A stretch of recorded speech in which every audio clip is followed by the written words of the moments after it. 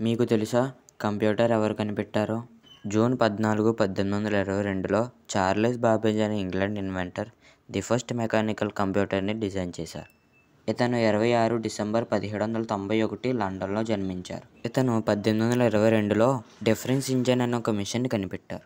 Difference engine అంటే mathematical టేబుల్స్ని calculate చేయడానికి Charles Babbage గారు దీనిని ప్రతిపాదించారు. తర్వాత 1837లో ఇతను మరింత అడ్వాన్స్గా ఎనాలిటికల్ ఇంజిన్ అనే ఒక మిషన్ని కనిపెట్టారు.